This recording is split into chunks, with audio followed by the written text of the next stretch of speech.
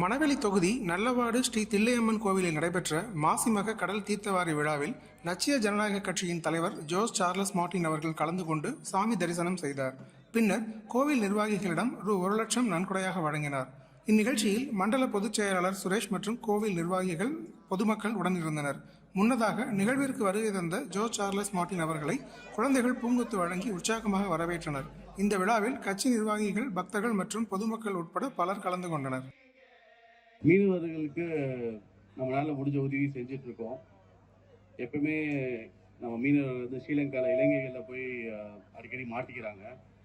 அதுக்காக எங்கள் முயற்சியெல்லாம் எடுத்து நம்ம அவங்களை மீட்டெடுத்து திரும்பி வர்றதுக்காக எங்கள் முடிஞ்ச அளவுக்கு அங்கே கேஸ் போடுறதோ, ஜெயிலில் சப்போர்ட் பண்ணுறதோ எங்களால் முடிஞ்ச உதவி செஞ்சிட்ருக்கோம்.